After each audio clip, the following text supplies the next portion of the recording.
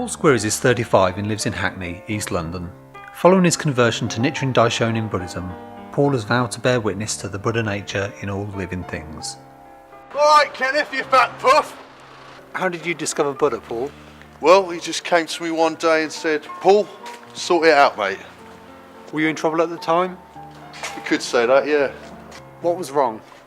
Well, like all great thinkers, I was in, let's just say I was in a Malcolm X type situation. What, prison? Paul has been with his partner Carol for 8 years. Carol is only 23 and has experienced many things with Paul, and although on the surface she seemed to accept his conversion to Buddhism, it was difficult to assess the level to which she'd been affected by it. Oh, look, whatever, yeah, that'll do. I'm just going to go and get my stuff ready now. No, hang on a minute, look, this arm. This is fucking rubbish. You've done that better than that normally. Well, what the fuck do you expect? If you want it done better, do it your fucking self. I'm not your fucking... Carol, it's my big day, don't start. Yeah, right? whatever. It's not I'm doing this for you anyway. It's the end of that. I know.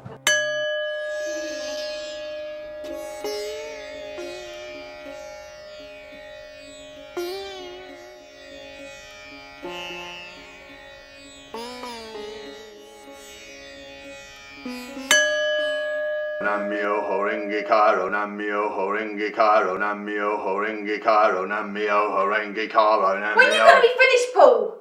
We've got to go down the shops, then you've got to be in Stepney at 2 to pick up me nan. Alright, you're killing me vibe here, stupid cow. I don't care. That day centre is going to close. My nan is going to be doddering around up there, catching a cold in that, while you're sat here twatting about, you mumbo-jumbo. Now, see, I don't think that he is a real Buddhist. No, because he don't go to church, or, Buddhist church, or whatever. I mean, if he was a real religious, he'd have a book or something, like the Bible. What, like a Buddhist Bible? Well, yeah, something like that.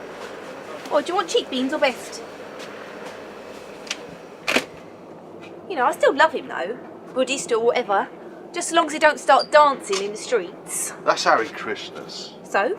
Well, just because they wear robes, don't make them Buddhist. Yeah, but they chant, though, don't they? Yeah, but they chant bollocks. You telling me Namo Kerry ain't? I chose Buddhism because it's got a lot less of the cranky bollocks of other forms of religion. I don't have to wear these robes, but I choose to do so just to leave no mug in any doubt about how seriously I take it. I mean, it's all about looking for the good in others and realising they're a Buddha too. Even if they're acting like a cunt? Exactly. So what do your family think of Paul? Yeah, they like him, yeah. Although, my sister June did say, he's a fucking circus freak, Carol! What the fuck are you doing with him? No, but she'll get used to him, though. No, he's just going for a bit of a rough patch. Mind you, she knows about rough patches and all. Her fella was a smackhead. He's dead now. Burnt down her house with a candle. Oh, Jesus, that sounds more like a tragedy than a rough patch. Yeah, whatever. This ain't about her, is it?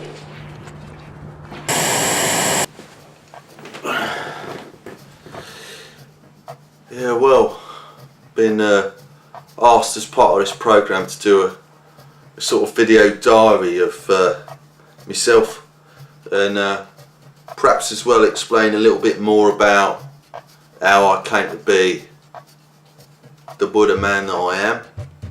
For me, it's reaching back, right back in the depths of my childhood in Hackney, out of the concrete jungle, like a rose out of the fucking tarmac. Hey Paul, what do you do for a living? I see it as my purpose, my work, to spread the word of the Buddha 24 hours a day, 7 days a week, 4 weeks a month, 12 months a year, 10 years a decade. I'm spreading my vibes here. Yeah, but what do you do for an income? Well, I suppose to keep the, I suppose in a sense I'm self-employed with the Buddha thing. To keep that flowing, I sign on the JSA. Do you have your 2 vacancies with you? No, bruv. It's like I said to you last time, the only vacancy that concerns me is the one in the world. The chasm left in people's lives by the absence of Buddha. Sometimes when their job searches get a bit much, I sign on to incapacity, because I've got a job. It's the highest work, and no one's going to take that away from me. that you have to bring 2 vacancies which you can find on the board or from your own endeavours in an effort to prove that you are attempting to seek employment. And as I said to you last time, I'm having trouble with the timings of certain jobs. Because in line with my hire work, I need my hours to be flexible depending on the needs of humanity. It was a classic working class upbringing. I'm thinking of my dad, thinking about my good old pa. He was good sort, you know, he was quite a spiritual kind of guy, really, you know. He'd meditate, he'd just be staring like that, he'd just sit there and stare into space. He'd be long gone on the ethers and the wistful sort of like different meditational levels in society, and you know, he'd just be looking. People think he was looking at the telly. He weren't. He was dreaming. He was thinking. He was scheming. He was, you know, he had a magical mind like that. And I think I inherited that wisdom, that passion, and that intensity and a spiritual knowing from my dad. So Paul, do you get on with Carol's family? Don't get me wrong, they're alright people, but their grasp of vocab's a bit rubbish. They've all got special needs. They're either dyslexia this or dyscrasia that. Half of them have got ADD, you know, taking pills to kill off the hyperactive energy, can't drink Coke or eat biscuits. Forgive me, but that's why I'm holding off with us having kids. I'm a bit worried about the genes and that. Right, do you think your baby will have the Buddha nature in it? Of course, we have the Buddha nature in all of us, if you would but realise it, my friend. So in effect, your child may have a Buddha nature, but it may also have ADD? Possibly they may be fucked up in some way due to Carol's cellular makeup. That's not to diss Carol, it's just that she comes from a bunch of backwards runts. She's probably the bright one of the litter though, if you know what I mean. I heard that.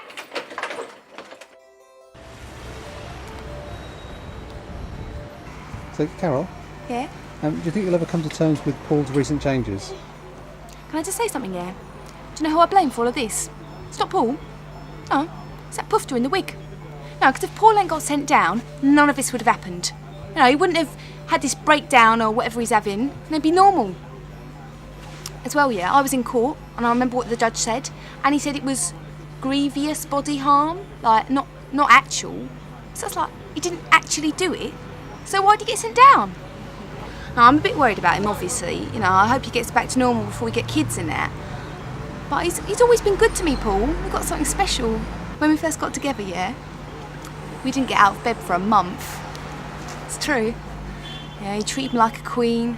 Anything I wanted, he got me. You know, Indian, Chinese, pizza, anything. Yeah. I can't really judge him that harsh either, especially about wearing robes, because when we first got together, he didn't judge me for being in my school uniform, did he? But you know, then it led to the dark days of, you know, my times, you know, following West Ham and, you know, being with the boys and being one of the top boys, you know. I can remember, you know, deriving great pleasure from mashing a brick right into someone's fucking Millwall guy's nose. You know, seeing his nose burst across his face like that. You know, I got away with murder, I got away with this and that and everything. You know. But, you know, it was the incident with the homeless that captured me in the end. This guy, I walked past him, he's sitting on his arse all the time. I'd seen him around town before and he just sort of goes, you know, change please. Change please. I turned around to him and I went, no, you change mate. Sort yourself out, be resourceful and that. And he's like, resourceful? I've seen you going in the fucking job centre. I'm like, yeah, alright, I'm signing on. At least I'm doing something. At least I'm making an effort, yeah?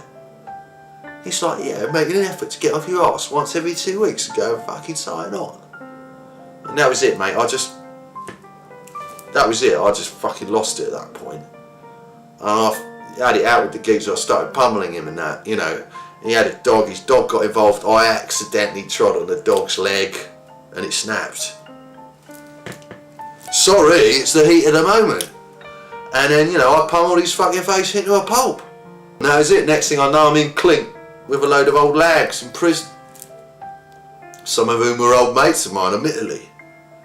But it was there that I had my epiphanies. While Paul was undergoing changes to his beliefs in Brixton Prison, Carol waited for him on the outside. However, so far she has shown no real inclination to take up the practice. Well, how's it go again? Namioto Renge Cairo. Do it proper, Paul. That is proper. Oh, what does it mean then? But a nam is like a lotus flower, right? You what? Renge is a pond. What pond? It's a Where lotus you got a pond? Yeah, it's a hypertheoretical pond, Carol. It's about a lotus flower growing up out of a pond. Paul, if you're going to bore me like this, I ain't going to do it. Well, I'm just telling you, yeah? Yeah, You well, are. it's boring. You should glam it up a bit. What do you want me to do? Fucking sing it? Whenever the book trolley came round, I was grabbing a volume of this, a volume of that. I'll try a bit of that. Bit of Kierkegaard, why not? I'll give him a go. And then I picked out this book one day. It just said, you know, it's just called something like, I don't know, life. Life as it is, or something like this, or this is your life. It can't be that. It was life something, by some Jap geezer, whose name eludes me now. Anyway, I started reading this book, and it was like a fucking thunderbolt. Literally like a thunderbolt to my fucking heart. The things I read in there. I've been fucking hating on this man, hating on that man. I've been fucking, you know, watching my black brothers with suspicion.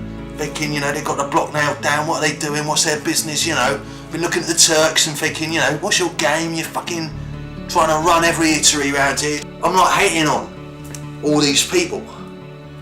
And this book's only telling me, no, turn it around. Turn it around and love. I will love them, for they will love me.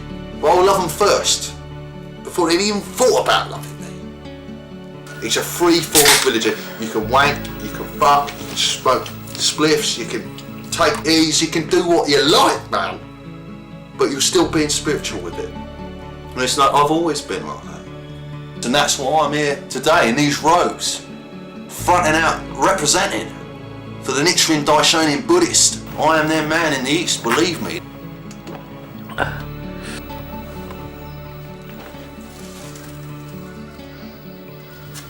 We always have chips on a Friday, fish and chips on a Friday, so we don't have fish, do we? I have a battered sausage, Paul's Special pie. treat. But every Friday's tradition, isn't it? I like beef and onion pie and It's our little chips. tradition, It's isn't a it? nice, it's a normal thing to do. We have Yeah. chips on a Friday. Yeah. So you like to obviously keep things, you know, keep some of the normal aspects to your life in place. Obviously, with your recent changes. I mean, do you still sort of celebrate Christmas? Oh Well, yeah. fucking hell, look at me. What do you think? Oh yeah, I love Christmas. It's the best day of the year for me. I wouldn't give that up for nothing. It's just a fucking parade of commerciality. Paul, shut up. No. Christmas is about celebrating your love for people by buying them presents. No, it's about hauling your ass for 20 fucking hours around the West End just to come home with a crochet jumper for some old cunt you don't even care about. Right, you're talking about my nan there, thanks. Oh, alright, granted on that occasion. So rude. Oh, look, I'm talking in hypertheoreticals. Granted on that occasion, you did get your nan that jumper. I'm talking hypertheoretical, Carol. When you're talking hypertheoreticals, don't mean your nan and her jumper. It could be anyone. It was a nice jumper. At the end of the day, that's all that matters. It was a nice jumper. All I'm saying is, everything's got a price tag on it. It's not like my Namioto Renge Kairos. That's staring at the wall, chanting, exchange use of energy. That's real, that is. That's something real. Oh, well, hang on a minute. You're telling me that when I bought you that PlayStation, you didn't like it? No, alright, no, you done good there, doll. Yeah, I'll give you that one. But the fact that it's Christmas ain't got nothing to do with it. You know, I ain't going to celebrate some geezer dying on a cross for me. In fact, no one dies on a cross for me without my permission, yeah? What? Paul, that is stupid. How is Jesus meant to ask your permission to die? You weren't around when he was alive. How could he ask you? Yeah, well, exactly. How did he know me? He didn't know me, so why did he bloody bother? Christmas is actually the celebration of Jesus' birth.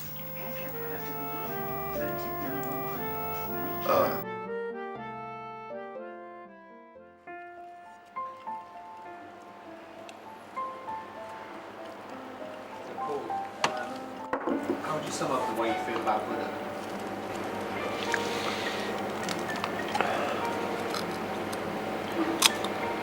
Buddha. I fucking love the cunt. Yeah, I've written this little poem to clarify the teachings, as it were, if I may.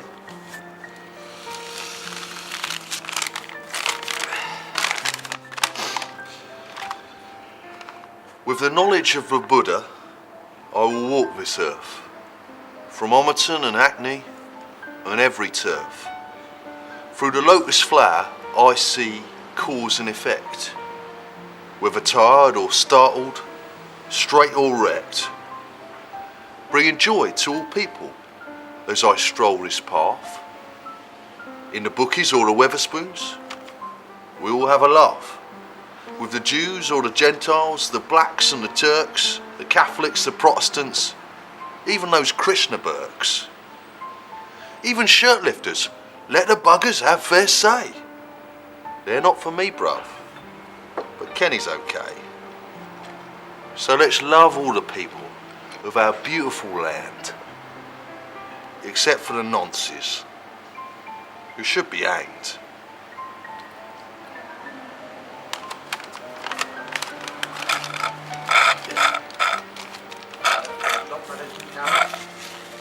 Yeah. I'm pregnant.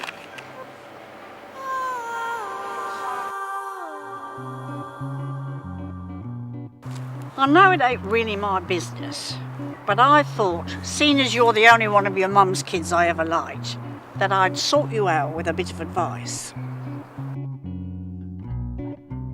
I know your fella's a bit of a prat, walking about in his robes and that. You do love him, don't you? Yeah. And that's a nice thing in this day and age. Young ones nowadays have got no respect. It's all flipping this and blooming that. You can't go anywhere without seeing some geezer slapping his bitch up. Nan?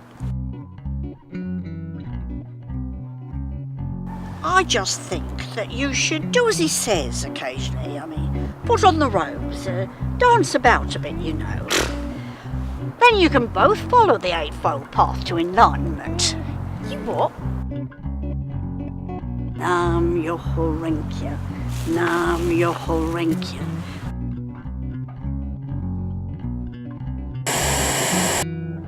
But I've always questioned existence. I've always thought, even when I was doing the Shakespeare in prison, I was like, to be or not to be. Yeah, that is the fucking question. Paul, what the fuck are you doing? I'm doing a fucking video diary, which you've just fucking fucked up. What is all those candles? Oh, for fuck's sake.